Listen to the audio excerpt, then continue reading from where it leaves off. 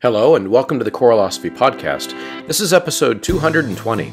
This is your brain on music with Anita Collins. One of my go-to TED animation videos to play for students at the beginning of every school year is the one that explains compellingly the story of music as the best full brain workout. But choral vocal education is not really included in that research. Scoff. The researcher behind that video is this week's guest. You're not going to want to miss a minute of this conversation. Dr. Anita Collins joins me this week from Canberra, Australia. We had a lively and informative discussion about the intersection of music education and neuroscience, as well as the connections between language and music. Anita and I discussed the cognitive benefits of music education, mostly focused on instrumental music education because that's where the research is, emphasizing the importance of music for all students' cognitive development, not just those who are interested in music as a career.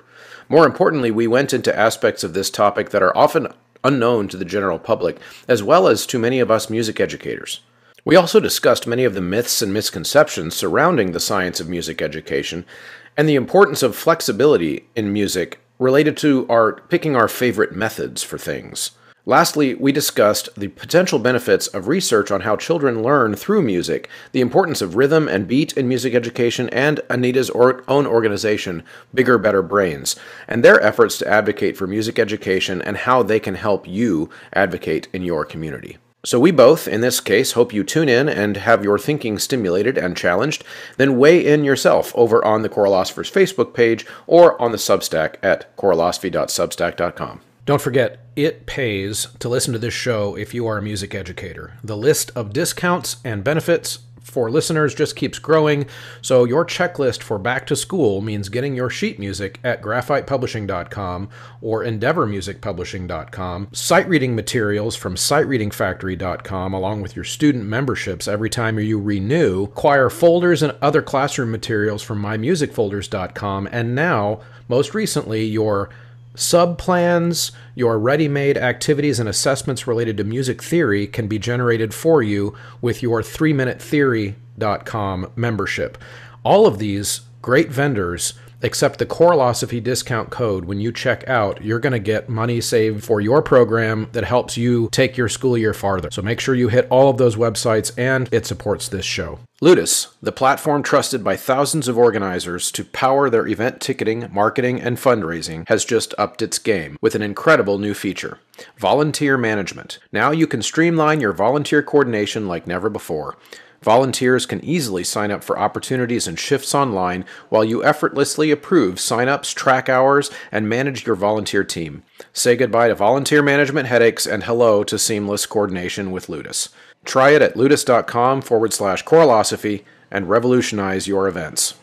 Underwriting and crucial support for this show comes from listeners themselves who choose to subscribe on Patreon or now on Substack. Subscribers get access to the private podcast feed as well as my Google folder full of goodies and much more. The producers on Patreon are Brian Long, Venture Studios, Jonah Clixbull, Angie Schilling, Danelle Eckert, David Kowalczyk, Kyle Peterson, Max Jackson, Michael Herron, Ryan Main, and Steve and Kathy Kokacek.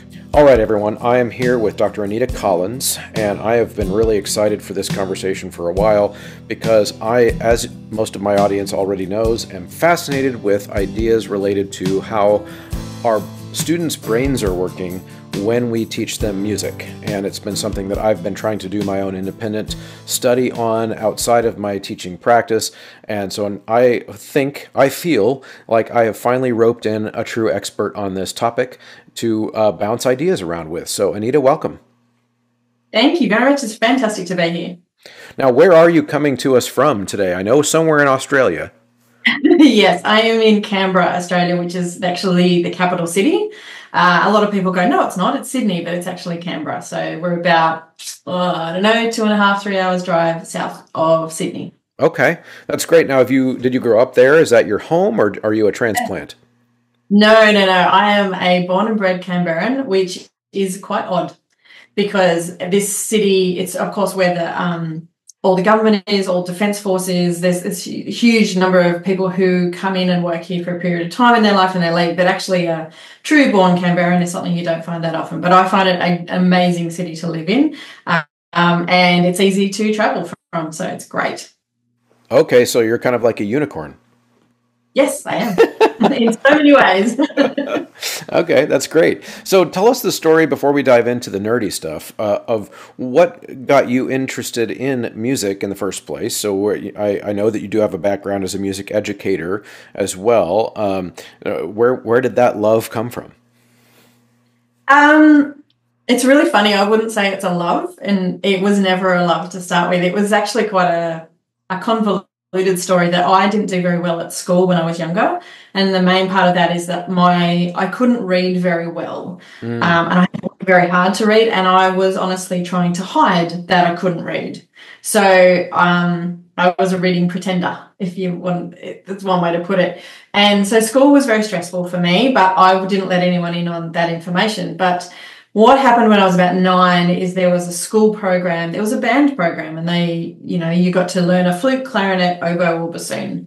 And I was very lucky that I was selected to do that. And it was the first thing I could do that I was really good at. And before that, I just had this concept that I was a really stupid student. I was really dumb. I couldn't achieve. And no matter how hard I tried, because everything was such hard work. And I used to watch my friends and see that it seemed to be easy for them. And it was just really hard for me. And I was hiding I was just ashamed of this thing that I couldn't do that everyone else seemed to find easy. But then when I started to play the clarinet, it was easy. It was really, really easy. And I have since understood that I'm physically very suited for a clarinet.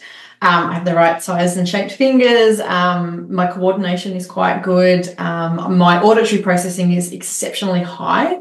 And one of the reasons is I was a really poor reader. So I was picking up so much information from all the sounds around me because I was trying every single day to just hide that I couldn't read the letters very well in front of me. mm-hmm. So music was the first thing I was good at. So there wasn't a love of music. It was a love of feeling like I could do something. I see. And then what happened is I learned how to read music at the same time. And about 6 months later, my reading improved significantly. And I think the reason I have studied all of this research ultimately is to answer the question, did learning music and having that opportunity to learn music fundamentally change my life trajectory? Because it actually helped my brain figure out how to read. It is still really hard for me today, but it's not nearly as hard as it used to be. So Wow. that doesn't really answer your question, but it wasn't love. There's not passion. There's not anything else. It's like it actually changed me as a person and made my life very, very different.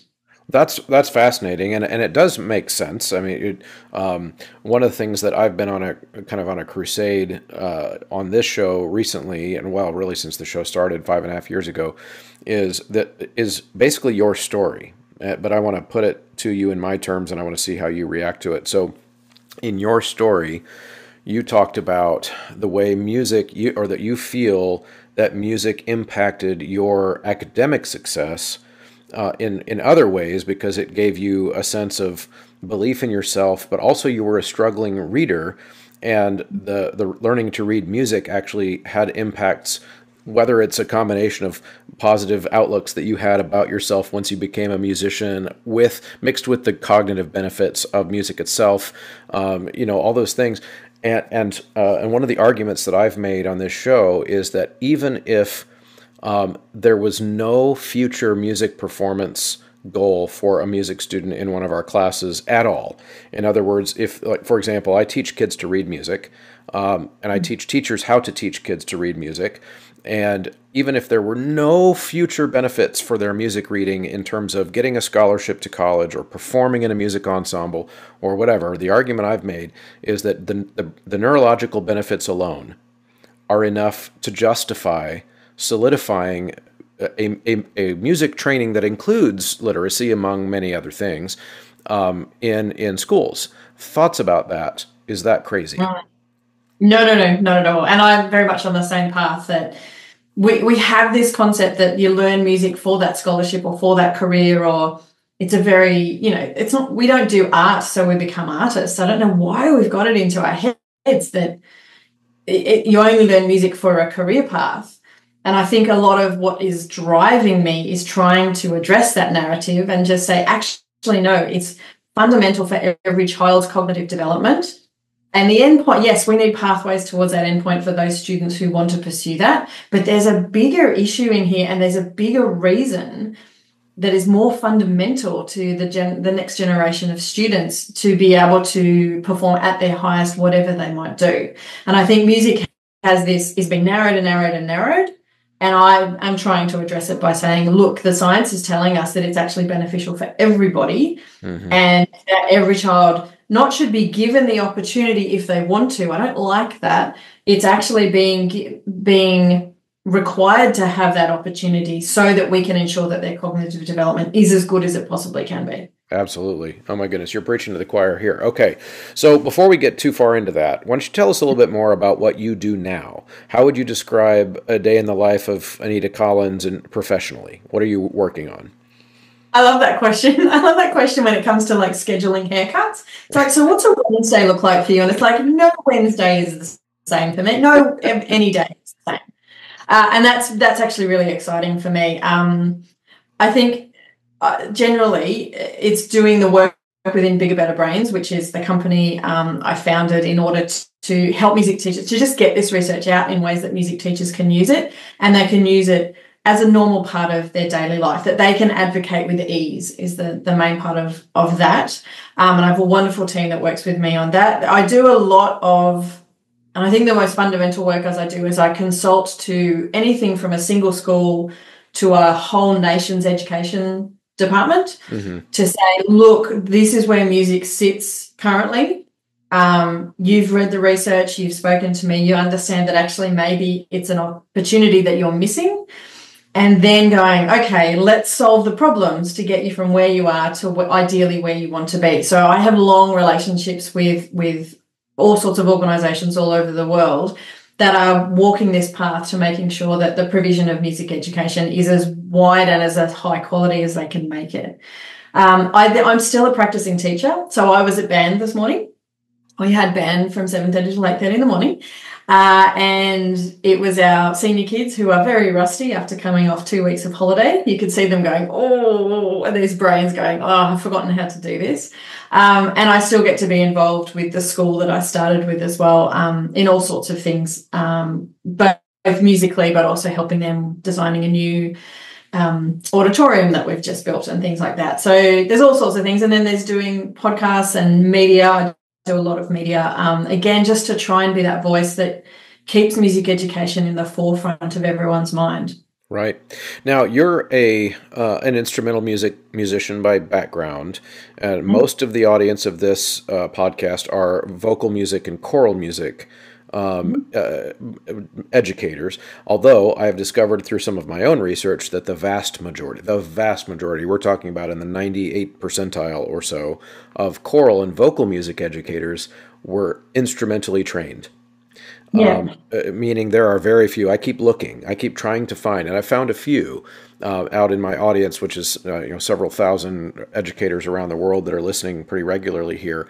And I keep trying to find them, and it's very difficult to find them. So far, I can count them on one hand of people who grew up to be music teachers, but only received vocal music training. Didn't receive any instrumental training at all. No piano lessons, no band, no orchestra, none of that stuff, which I think is its own separate podcast. But my question for you is, if there were some things, because you said you do a lot of communicating about these topics and to music educators.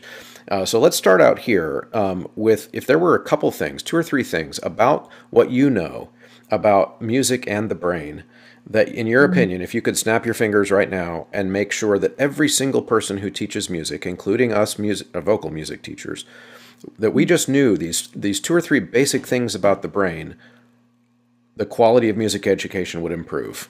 I know that's a very broad question, but are there certain things that you feel like they just all need to know, but we just don't know them? Oh, that's a very big question. I think it's really hard to know how much music educators know, because I think they know a lot intuitively, and I think they know it through a couple of avenues. One is their own education themselves. They have come to understand the music learning process, but also they often see that they function differently from a cognitive point of view than people who haven't been musically trained. The problem we often have as music teachers is we tend to have music teachers as friends. And I have a theory that's because we have such antisocial hours that basically they're the only people that we can have as friends. That's true. But it means that we're not always out in the world going, oh, hang on, we all went to this meeting together and I came away with a very different view of what happened to the one you came away with. And a lot of that has to do with how our brains are actually wired. So that I think one of the biggest understandings seems so simple, but to actually say that we experience musically trained people, and I use that term instead of musician for very specific reasons, and I'm really happy to go into them. But I think musically trained people experience the world every second, every single day differently to anyone who's not musically trained. Now, there's not worldwide research on this, but somewhere between 85 and 88% of the population are not musically trained. So it means almost one in 10 people you run into in the general public will have an idea of what music training is, and they will have a brain that functions differently. So 9 out of the 10 have no idea about what that experience is, but also they don't see, experience, understand the world in the same way. And I think that's the starting point to go, hang on, when I'm speaking to a parent and they haven't learned a musical instrument and I'm talking in a particular kind of way, they've got no point of reference. Yeah. So the big thing I find with music teachers is I have to help them be able to see that world and then go, okay, if I didn't know any of this, because most of us started with music when we were extremely young. And not only that, we were very good at it usually, and we then took it on as a career, and then it's become our life's vocation and passion. Like, we are wedded to this thing. What's it like to then go, okay, if I didn't have music in my life, what would I be experiencing the world like?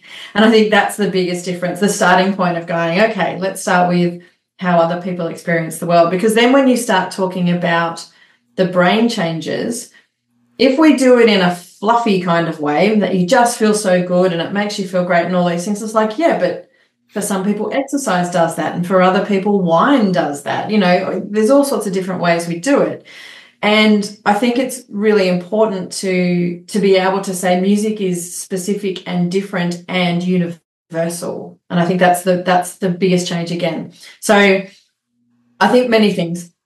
We experience the world differently to the way everyone else does. It's both a blessing and a curse in many cases, but it's a different way that the world works. When we talk to others who don't understand how it works, we need to explain it in ways that they understand and that they can relate to. And I very, very regularly relate it to sport. Most of us, almost all of us, had to do sport on description at school. Mm-hmm. So we get that. It's a commonality between us. So it's like, okay, we've all done sport. It's like this, but then I have to talk about what's the different thing. Right. And then I think the biggest misconception, I find myself there are some really deep underlying myths around musical learning that I find are the very first ones I have to break down before I can even start helping someone else understand the actual benefits of it. And one of those. Sorry to jump in. Do you mean myths? Do you mean myths held by music educators? No, myths held by the general public. I see. Okay, got it. Go ahead. I don't remember which one I was doing them in. One of the biggest ones is that only children who are talented and interested should do music. Uh-huh. And now, as music educators, I totally get that, because teaching a talented and interested student is so much easier than teaching one who doesn't want to be there. Yep. And really may not be completely set up for success at the beginning. But actually, that's the kid that needs us more. That's the kid that really, really needs music education. The ones who are talented and interested, however you define that, are going to be okay no matter what, because what it's really showing is their brain is exceptionally well wired for anything. So that's the original, the talented and interested part of it. We are here to produce musicians. Now, when I do this all the time with crowds, and I go, okay, when I say the word musician, what does it bring up? And every single time it's 3 things. It's someone who is exceptional at what they do. Like, I'm talking wildly amazing as a musician, so technically amazing, does that thing on stage and gets paid for it as their main sort of income. Right. So yep, it's a exceptionally job. good on stage. It's a job. Yeah. Absolutely. But then if we go, okay, we're all musicians, I'm producing you into musicians, and some kids are going, I don't want to do that, or that doesn't interest me, as opposed to going, music is an amazing art form. It's something that we all need to have an experience of so we can have the cognitive and the musical benefits from it. And the aim is not this very rigid three-pronged version of musician. The aim is, how can I help you be the best human you can be? And music is part of that recipe. Are you a director new to the profession? Or are you a seasoned director who is in a new place? One of my favorite tips for generating interest in the program and to instill buy-in is to plan a trip. There are so many options. You can go to Orlando, you can go to Ireland, or you can perform in a parade or a theme park. You can even take the stage at Carnegie Hall in New York. Wherever you end up, not only will your current crew look forward to the trip, but younger students will count the days until it's their turn to go. If you have no idea where to start, connect with Kaleidoscope Adventures at mykatrip.com. Sheet Music Plus has everything that you might need. And to make it even better, they are running a back-to-school sale all summer long. 10% off of the things that you would need for choir, band, orchestra, your methods classes, etc., to get you set up for a school year of success. But then year-round, there are discounts as well. So make sure you head over to sheetmusicplus.com, throw that into your rotation of places that you use to find your materials for class. And I think those are the main big things that I know I'm trying to change. The science just backs up what I'm saying, but I've taken a very long time to understand what are the beliefs sitting out and the myths sitting underneath all of this, that even when I present the science, they go, yeah, cool, but doesn't move the dial, doesn't change their mind, doesn't make them ask questions. But if I address those fundamental ones and then I kick in with the science after that, they go, yes, can see what you mean. Right. That's interesting. Yeah. Let's hear more about that. So it's a way of changing and opening up doors, I find. Right. It's interesting. And I agree. And I definitely notice those things, those myths about the general public that you point out, that those are just as common over here in the United States, as I would say you might see over in Australia. Now, one thing I do notice too is I hinted at myths in music education by educators too. And I do think that exists as well.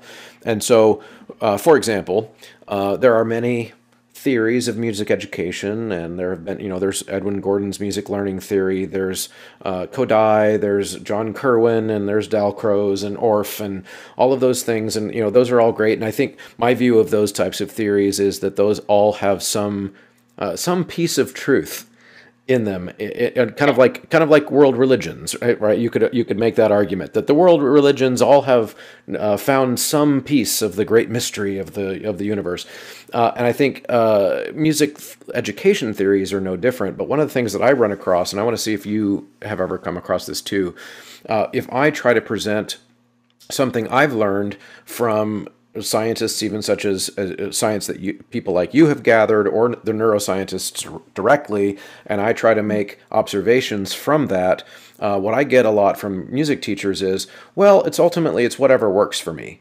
Whatever works for me is what I will do for the teaching method, and that frustrates me a bit, because I think, well, then why aren't we talking about what works for kids' brains? Why aren't we talking about what works in the human brain for learning music? Because that, to me, in 2024, we have a lot of science related to that. What is going on? What is that fireworks display that's going on in our brain when we do various musical activities? So in your view, A, is that something that you've come across in music for music educators? And B, what is going on with the latest research related to how kids learn music?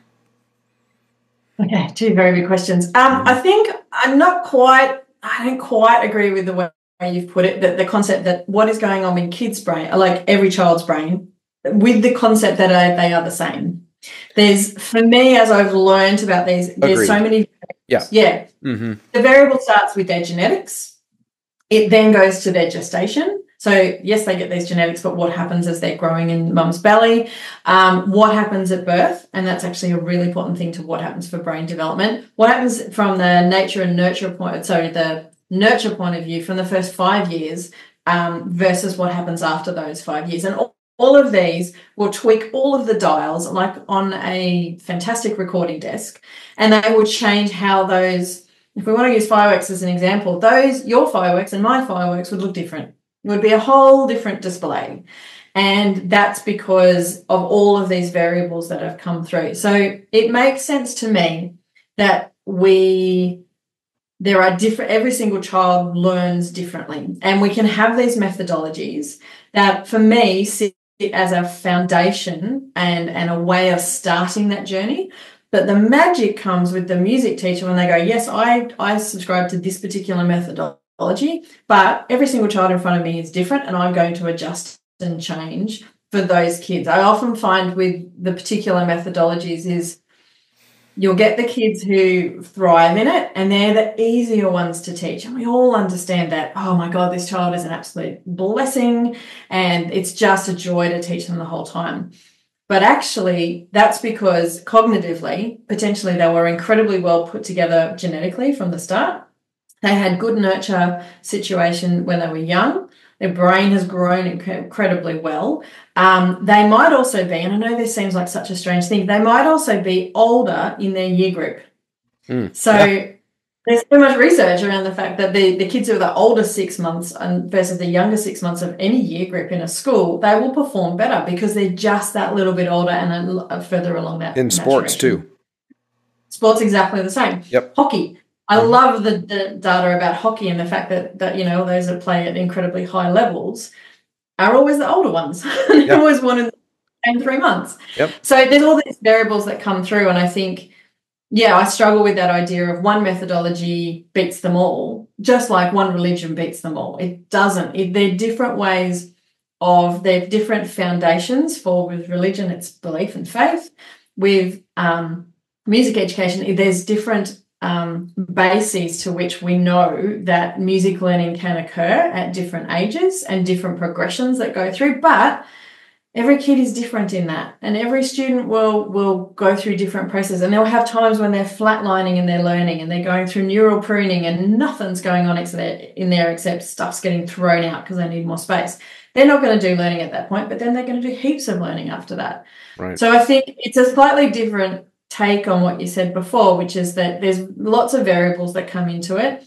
The magic in the middle is actually the music educator and how flexible and plastic, if you want to use a brain word, they can be around tailoring their music education for every child on that given day, because kids are also different on different days in different years and all that sort of stuff as well. So I think it's really good that we learn methodologies. I don't think it's really good that we stick to them and rigidly. Go, well, this doesn't work. Yeah, rigidly. I don't think the rigid works. I actually think ultimately as music teachers, we are creative beings, and sometimes if we stick to a methodology too strictly, then actually we're losing that opportunity for the magic that can happen through music, and we need to be open to it. I do get, however, that it is a really nice, solid, comfortable basis to base everything else on. Right. So I get why people do it that way, but I also don't think it's beneficial for the bigger picture. Now, yes, and I agree, and I appreciate you pointing out that, because in the way that I phrased that, I don't want people to think that what I think is that there is one way that humans learn music, and we just simply need to hook up an MRI to discover it. That's not what I'm suggesting. However, I do think there have been some pretty cool things that we've learned in the last 20 or 30 years about things that are going on in the brain that I believe, this is my opinion, and feel free to disagree with this, but I think that those music learning theories that have come about, 100 years ago or 50 years ago, could now be more powerfully combined with these interesting things we're learning about what's going on in the brain on average. Like, so, not necessarily in every kid's brain, but there are things that we now know about what's going on in the brain that we didn't know when Kodai, for example, was coming up with his theory, right? Is that something you ever think about, of just like a ways to combine the old with the new science? I don't know if it's the old and the new. What struck me, even when I first started reading the research, is I sort of went, oh, that's why that works. So much of what I know I do, and a lot of other music teachers, is we go, I see this kid doing this, and I know if I do this, then it'll fix it and they'll get on to the next step. But we never understood why it worked. Right. And so what the research for me has been telling me is why these things worked. And Kodai and Orff, for example, are really good examples for me of why does singing and moving and playing instruments, together in that traditional style, why does it lay such good foundations for auditory processing? Why is it so good for actually then moving on to a musical instruments once you've got these sort of very basic movement patterns and things like that? It kind of reinforced, I think, what Kodai and Orff in particularly, and Dalcroze to a point, learned over time through trial and error. And all the brain science is doing is going, yes, but then now we know why it works. And it's because, honestly, that, again, the mechanism around motor connection and the making of music, but then also how it's understood and processed within the brain is the main connection. And that happens for all sorts of things. It happens for sport, happens for all kinds of movement, like our gait, our walk kind of thing. All this rhythmic entrainment that's running around our body is actually really important to understand. And that's why Kodai, Orff and Dalcroze kind of observed things and went, well, this is how kids seem to be learning naturally. So what if we transferred that into a methodology? And that's why it's come that way. So I don't see it as melding old and new. I see it as reinforcing a lot of the basic tenets of those methodologies. But I also think it's beneficial when you get the student, and there's always it's about the third question I always get asked is, I've just got this student who doesn't seem to get it, or a student who's neurodiverse, or a student who seems to really struggling, and that's the student who needs music education the most. And yet, if we're not flexible with our method, we can't adapt to help them. And I think that's where the science could feed in to go, okay, the method works for 80% of kids. Here's the 20%, and here's some more information that might feed into understanding that and helping you be a better practitioner for every student. Now, what's your opinion about so we've mentioned Kodai already. How familiar are you with Edwin Gordon's music learning theory stuff? Not as familiar, but yeah, it's kind of like a taking of Kodai and then bringing it a little bit further into the realm of audiation, the idea of just like hearing the music in your head and how important that is for young music students. And so what I'm curious to see, and we'll just put it in Kodai's terms then, would you agree that the brain research that we know about kind of confirms the certain aspect of what Kodai believed, which is that music instruction really should begin with singing, that singing is kind of the foundation of getting the brain to then hear the music happening, because we're using our voice and we're almost like a spoken language, like we're learning music more similarly to a spoken language when we sing versus when we push this button at this time, like on the piano or whatever, and then a note will come out, which I think that has to be, I feel like, a different neurological process than I'm going to sing a note that I hear happening in my head in the same way that I'm going to say a word that I hear happening in my head. Thoughts about that? Yeah. Again, I'd put it a slightly different way. Yeah. Song is our first language. So at birth, babies can't speak. And even if we look from an evolutionary point of view, before we had speech, we had communication. And that communication was melody and rhythm, basically. It didn't have necessarily speech sounds involved, but it had grunts and it had ways of communicating information. And if we look at the concept of all sound is music to the brain, then that's actually where we started. Song is our first language. And we often find that when we are injured, we need to go back to song in order to then learn how to speak again. And in the brain, babies start with song, and you can hear it by their sing-songy way that they make sounds, even the way the parents then speak to their children when they're very young. Parentese, which I always love, it's the same for babies and puppies. It's exactly the same sounds that we make. And we're infusing our whole spoken language with this particularly melody that gives more information. So I think what it is, the way around I think about it is, if song is our first language, out of song rises speech, but also out of song rises auditory process, so advanced auditory processing, the ability to, exactly as you put it, hear the sound in your head before you have to make it. Mm-hmm.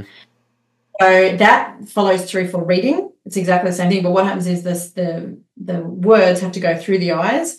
The brain then has to hear the sound related to the symbols given to the eyes to the brain, and then has to make the sound. Song is exactly the same. So the basis of it is going, in some cases, I would put it as going back to our first language, which then is the foundation for all other types of communication that we have, including the pushing a button on a piano at a certain time. That's a type of communication. So even when we're playing music on an instrument and we're not singing, the language network of our brain is active, which I find fascinating as a concept, that our brain perceives that we are talking because it is a language.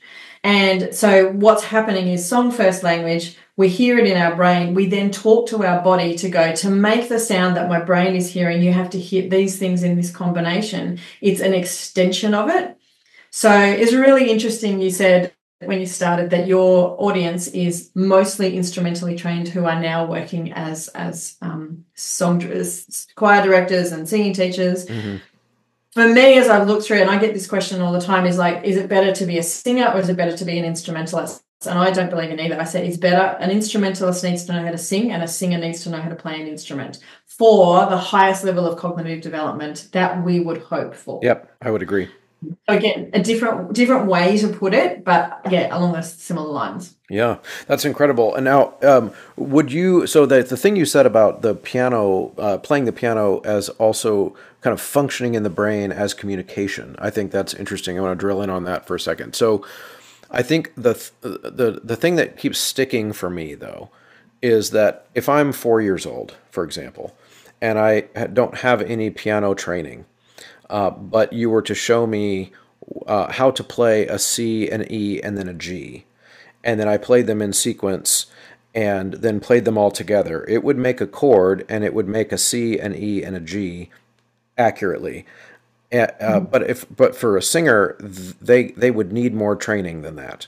Like they would need, like they could mimic it, of course, but for them to read it would take significantly more training than me to be able to just take a 4-year-old and show them where to put their fingers and tell them to put it down.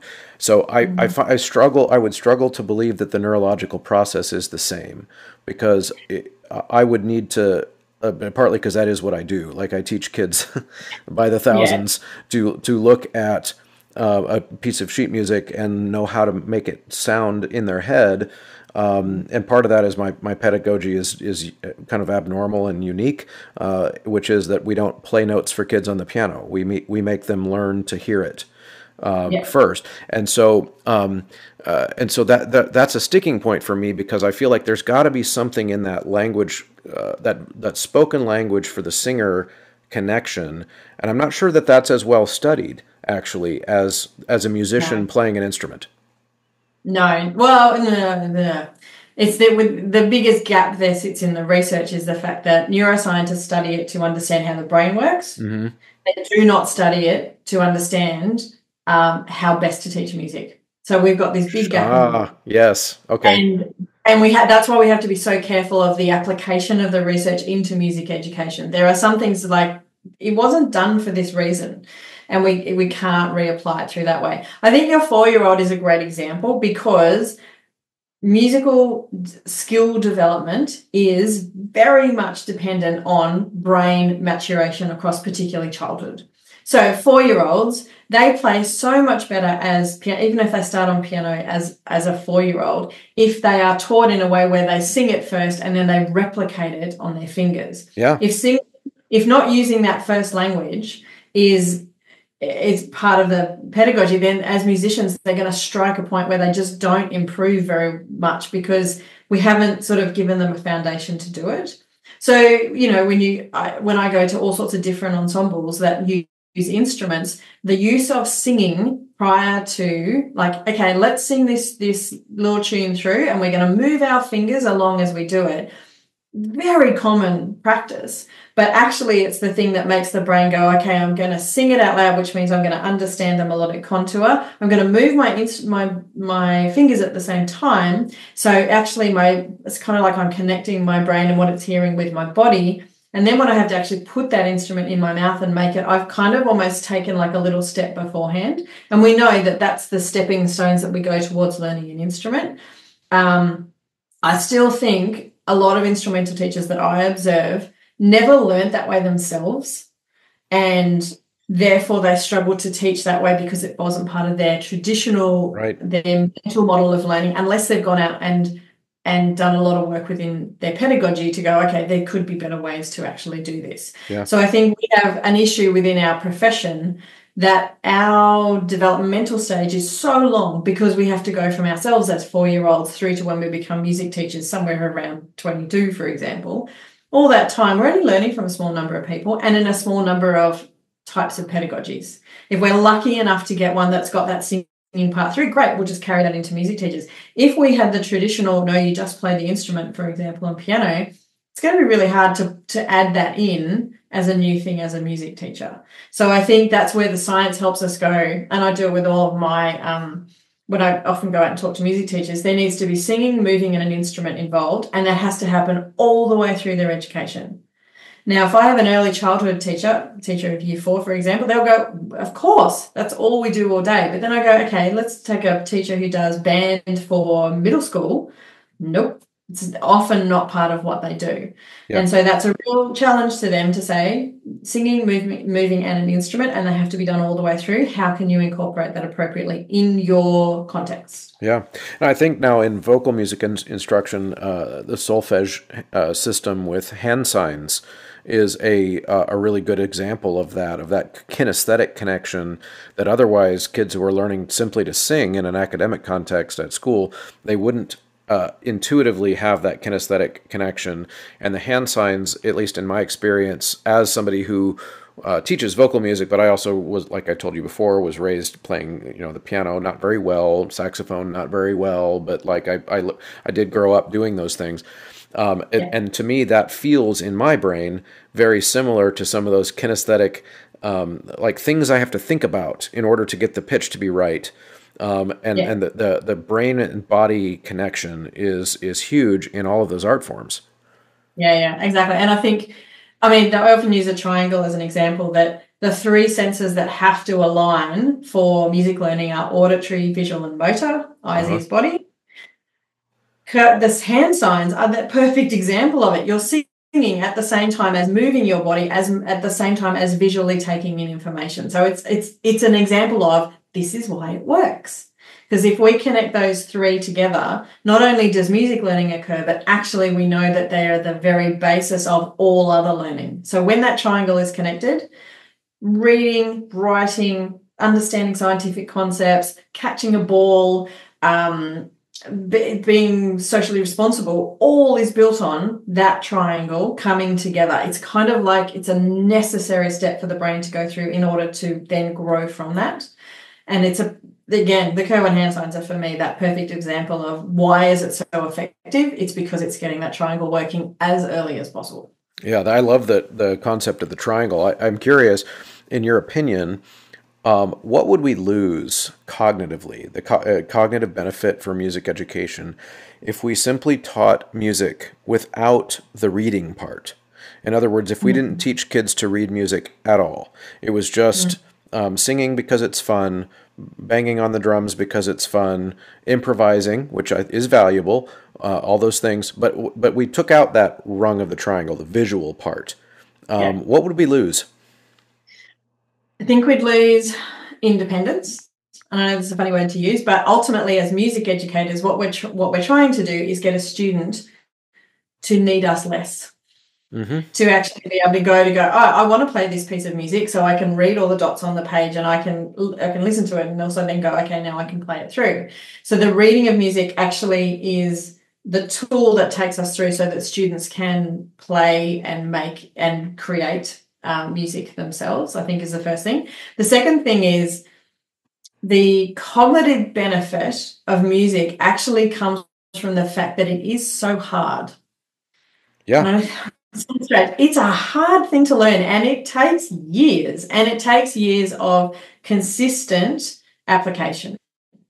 And the fact that that has to happen, the brain goes, oh, this is really hard. Okay, I'm going to have to get stuck in and grow a whole bunch of new neurons and a whole bunch of white matter and a whole bunch of gray matter, because you're giving me this thing to do, which is really, really difficult. And therefore I have to grow. So it's a promotional activity for the brain.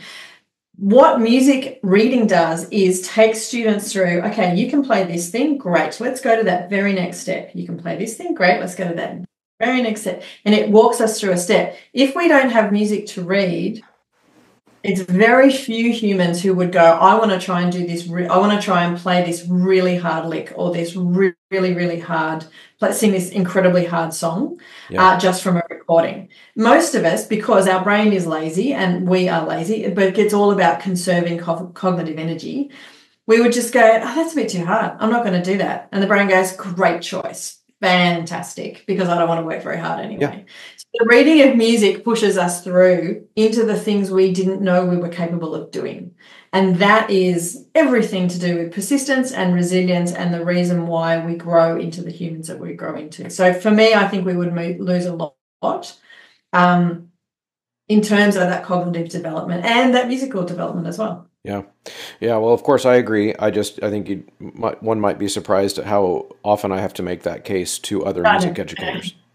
I understand. I have to do the same thing. Yeah. It is not a universally accepted phenomenon, especially in vocal music.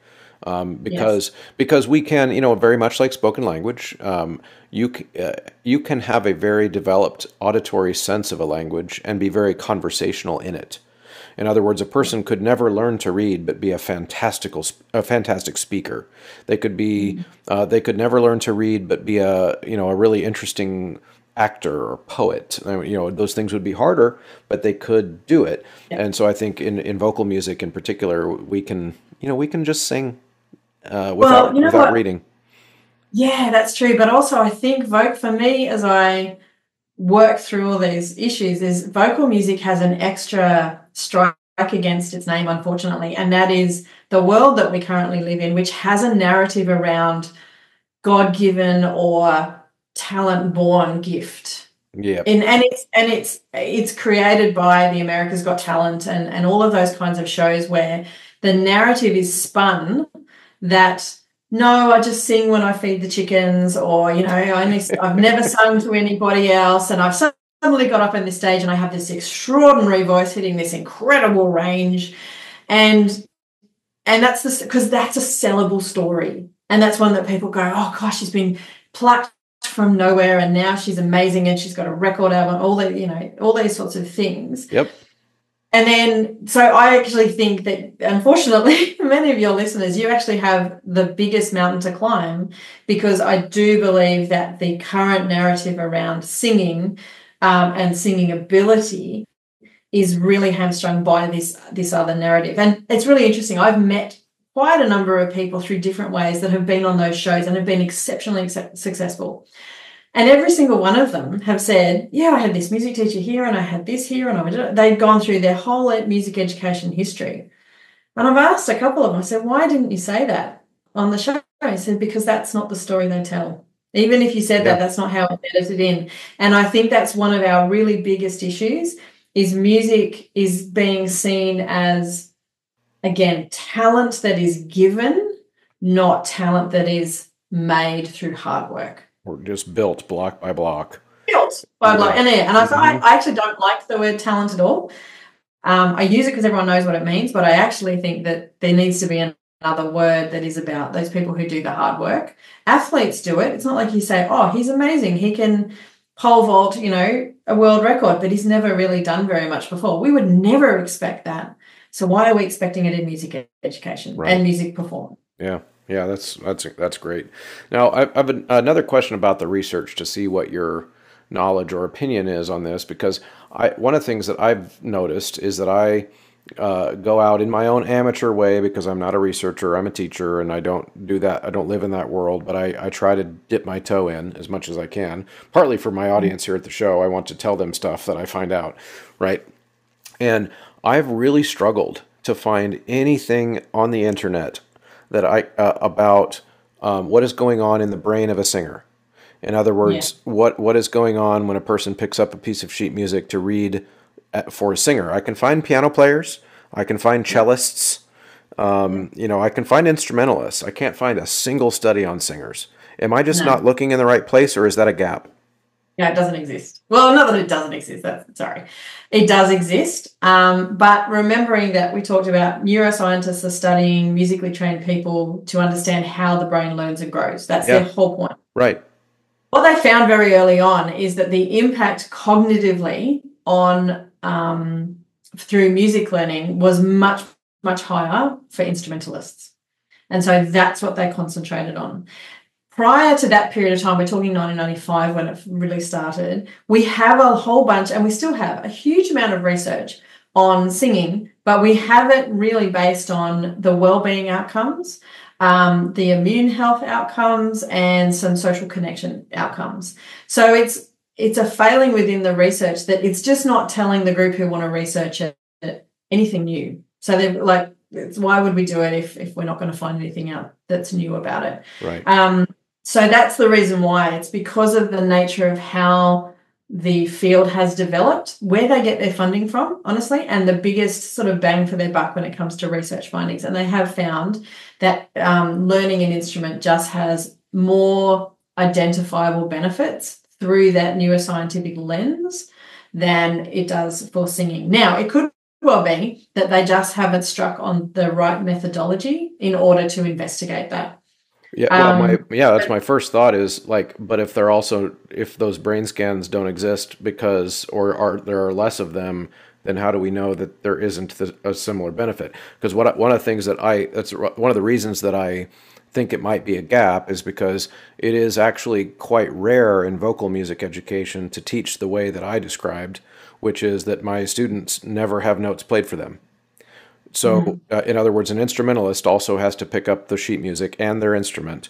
And without a whole lot of a cellist is almost never going to have a practice track of their part being played in their ear while they play along, Yeah. right? They're gonna be expected from a very young age to pick up the instrument, see the sheet music, and start to put it together on their own, right? And in my classroom, my vocal students do that too. So they're taught what pitch relationships sound like, but then once the music comes out, they don't get any help. Like they're working on it independently at their own pace. I wonder, and I'm not the only one who does this, but it's rare. And I just wonder if vocal music were being taught more similarly to how a cellist, for example, is learning, then maybe some of those neurological benefits would be more similar. Yes, and I think you're very right, because that decision about instrument versus singing was made very early on, because they were it's very typical of any kind of research field. You have to narrow it. You go, I've got a hunch, there's a thing here. And then they spend years and years and years and many, many studies narrowing down what is the thing. So very early on in the process, they looked at it and went, if we have to choose between the two, instruments definitely going to win out of this because we can see it. Mm-hmm. Now, you're absolutely right. I find the variety of pedagogy within the singing world that I get to observe as being incredibly varied. And it is, sometimes it's entirely oral, sometimes it's with music, sometimes it's with tracks, sometimes there's so much difference. As opposed to, you go into a beginner band setting, and the reason why we can have method books is because it's really established quite well that on clarinet you learn this note first, and then after that you learn this one, and then you learn this one. It's very sequential. So your method definitely sounds like it's mimicking that. So it is a big question to say, okay, well, if we looked at both, and this is a failing within the research until quite recently, is often they would say a group of musicians or kids learning music, but they would never detail the methodology behind it. So they would just make an assumption. And this was pulled up quite significantly in 2020 by a couple of researchers who went, this is a big failing in the research, because the variabilities you've allowed to come in through that are enormous and could actually change all the findings. So after that, the researchers then went, you've made a point, right? Let's look at this. And they've done things a little bit differently. But again, that's our question, is the next step of it to go, okay, do certain methodologies mean that the brain develops differently? And again, you'd have to get the neuroscientist interested in a reason that was not musical to go, okay, how do we approach? Right. Is this worth our time, money, and energy? So it's just one of the, again, we can't apply everything from the research across. We have to be discerning about what we do and how we apply it. So, so then maybe you would know who do I need to talk to? Who do I need to convince that this study needs to happen? I don't know. They're definitely be in the States, though. There's a couple of really good research institutes that look at those sorts of things. But it is, I think it's not so much the convincing, it's like, where does the money come from? And that's always what's driven research is where's the money to make it happen. Canada has always been very big on this research from the very beginning, and they've seen the reason to do it and the reason to understand how children learn. Through the lens of music being, okay, we can see musically trained kids have these brains that are faster, more connected, more consistent, more synchronized, healthier. That's got to be a good thing for every one of our students, right? How can we research it more? So it has to have a broader social benefit, I think, is what I always find. Well, and that's actually, I'm so glad you said that. It has to be a broader social benefit, and that's exactly why I'm so interested in it, because as a teacher of vocal music, the voice is the instrument everyone has. And especially if from an equitable and inclusive view of music education, we are the one instrument that every kid has, no matter what their background is, etc. And to me, that's the social benefit of this kind of research, especially if all the other stuff, and I'm going to, because I know we're getting close to an hour here and I want to be able to not monopolize you, but I could do this, I could do this all day. And this maybe could be our kind of last area, because I watched your TED Talk again for like the fifth time right before we signed on. And one of the things you talk about in that TED Talk from back in 2014 was the idea of the connection, the really interesting connections between our language brain and our music brain. And to me, that's the social benefit of research specifically on the singer, because that is like you said, song is our first language. I feel like we could learn something really profoundly impactful to just what it means to be human by more fully understanding what goes on in our brains when we sing, when we read, when we converse musically, when we sing together, etc. Because I do like the soft skills and all the other reasons people study singing, like for like that our heartbeats unite, and isn't that cute, and all of that stuff. But I feel like there's probably something going on in the brain that we should know about. Thoughts about that? Mm. Yeah, I definitely, and there are some, automatically a couple of labs spring to mind of places where they do specifically look at that 0 to 5 years of age in order, and they use music as a tool to understand the human condition and the human developmental. So there is research being done in that way, and also how we communicate particularly and how we care. And it's that different thing. We keep sort of separating out cognitive development and sort of those social development, soft skills, whichever way, but they're all the same thing and they're all in the same brain, which is even more important to remember. So I think it's trying to keep that in mind and to know that sometimes what we might call a soft skill, which is, social cohesion, for example, or pro-social behavior, that ability for kids to be empathetic and to have agency around their actions, that's really, really important for that cognitive and academic development as well, because the more they feel safe within their school, safe within their community, willing to participate, the more they're actually in a space where they can do learning, if that makes sense. So yes, song is part of that. To burst your bubble a tiny bit, there's also really important things about keeping beat and keeping rhythm, which is such an interesting one for me. Is because and we do it a lot within, whether we're in choir practice or within band practice or something like that. Keeping a beat, having an internal sense of beat, and then sharing that beat within the group is just as important when it comes to that cognitive development. But if I go, and they've done some research with this in a band, for example, take my example, and choir might sit in an interesting part in this. Band has to we have to have this shared piece of internal pulse in order to play the notes at the same place, because there's so much involved in getting the air through the instruments to make the sound at the right time. So it's really important at the start. At the start, Tuning, being in tune, intonation, not really as important because it's about playing at the same time. Orchestras go the opposite direction. So they are all about playing in tune from the start, because if you don't, it sounds horrendously bad. And they're not so interested in beat. And so what actually happens is, while we all get to the same place in the end, the different parts of the brains that are being developed through our selected pedagogies actually is changing and is different all the way up. Now, choir and singing to me is sort of somewhere in the middle. I've seen choirs behave more like band. Mm-hmm. That it's about sticking together and it's about being together, and if your tone's not quite right, that's okay, because actually we're working on that. And then I've seen them all about, it's got to be perfectly in tune, but they are wandering around the beat like anything. And again, there can be these different levels and types of development that if these kids don't continue, they might not get the full value out of it. So it does make me, I know that doesn't really answer your question, but it does make me wonder about our pedagogies and the brain development that we are encouraging through the way we've been taught then how to teach the thing we do. Yeah. Are we doing that, and what changes is that happening? So I think as music educators, it's on us to find out as much as we can about this, to then interrogate our own practice, to know that we are benefiting every child in the most way that we possibly can. Yeah, I absolutely agree. And I like your observation about choirs maybe being somewhere in between. But I have another thing that I'm super nerdy about. I have lots of those things. But another thing I'm super nerdy about is sound waves, the properties of the sound waves themselves, and how it might impact that. So my response to what your observation is that in band, the sound wave, for people, most of my audience is audio only, so they're not going to see my hands here. But the sound wave for most band instruments starts at nothing, and then the very first noise that happens is like a shot up of sudden noise, which is why the beat is so crucial for bands, because that burst of sudden noise has to be at the same time.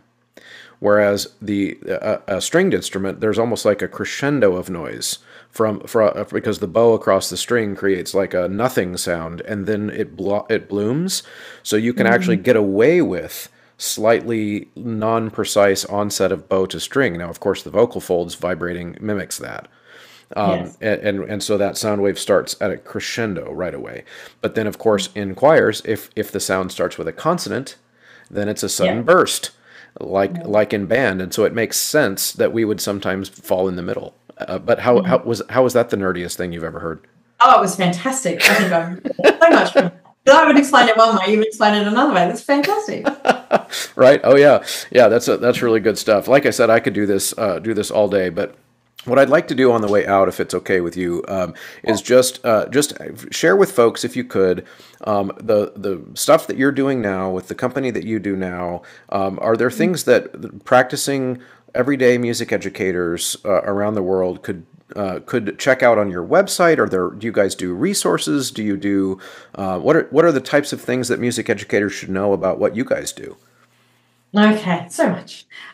We basically take the research and we put it into formats that music teachers can share with their community. So basically trying to advocate in the easiest way possible. We create resources, anything from like a research summary that has 3 whole pages of citations at the end. If you're going to a school board member, for example, and you're saying, look, I want to increase our choir program, it goes, okay, here are the benefits. Here's all the research that sits behind it. We've done all the work for you. It's just there to support you going in and saying, look, this is what I want. These are the reasons why I want it. Here's the research that says why it's going to be good. And then the other part to it is, and this is how we're going to show you that it's working. And I think that's another thing that we do. It's basically an investment pitch of going, this is the product and this is what it's going to do and this is how the benefit's going to happen. And that's really important. We do it in lots of different kinds of ways because we know every community is different. Some communicate on social media, some send home newsletters, some have presentations. So we've made, I think we counted them recently and it's over 600 resources that you can go through. But the exciting thing we're doing just this week, just tomorrow, is we're really, finally, I've been able to nail down what I call the BBB method. And that means what are the steps to advocate for something that you go through What do you identify as the problem at the start? Who's got the problem? How do you understand their side of it? And then what resources do you use and in what way to help educate them about music education? Like I said, 85 to 88% of people that you talk to don't know about it. So I want to help music educators be able to share the value of the work that they do. And ultimately, that's what I want them. I want other people to understand the value of what they bring to any context that they're in, whether it's a single parent to a whole entire school or a whole entire school district. You know, I want them to be able to tell others in a way that the others will understand that the work they do is incredibly valuable, not just for the performance on the football field or the song at, you know, the big presentation night at the end of the year, but actually what happens in lessons and rehearsals is where we're growing brains. And the value of that is so incredibly important. So I'm very, you can probably tell, very passionate about it, and it's very important for me to bring that research to music educators who already do a fantastic job, but are also very busy, in a way that they can just go, great, I'll grab this, I'll pop it into there, I'm done, my advocacy is all set up, and all I've got to do is just, you know, build on top of that. So giving them a leg up or a step up in a way that is beneficial for them. That is great. And what is the website called? Bigger Better Brains. Biggerbetterbrains.com, .org? .com and .com.au, and we're also all over Facebook, Instagram, TikTok, X, and I'm trying to think who else. That'll do for now. But yes, We're all over socials. We try and make sure we're as out there as possible. And yeah, as I said, the method launches tomorrow, and it's taken me this long. It's taken me 6 years to really nut down what all the steps are. But I think what I've done is I've actually learned from music teachers as they've used our resources, and they've said, if we do it this way, it works every time. And it's like, right, it's time to share that. That's amazing. And that is so great. And I'll put the links to those things in the show notes as well, so that people can see those. Well, Anita, thank you so much for your time. This has been incredibly informative, and I appreciate you allowing me to bounce some of my crazy ideas off you. No, they're not so crazy at all. I think it's really good to hear almost the same thing, but then go, hey, there's another nuanced perspective to this. And I've really appreciated, you know, you coming back with some of yours as well to again, help me as I explain everything I do. Great. Thank you as always for sticking around to the end of an episode. If you are still listening, that means you're one of the people who are MVPs of the Choirosophy podcast, the people who stick around to the end. Of course, the ways to help are to use the Choirosophy promo code at sightreadingfactory.com, mymusicfolders.com, 3minutetheory.com, endeavormusicpublishing.com, graphitepublishing.com, and of course you can join the Patreon. Link is in the show notes. You can also subscribe at Substack and chip in a few dollars a month there. All of those things are great ways to help, and of course like, share, leave comments, be part of the conversation. That's what this is all about. See you guys next time.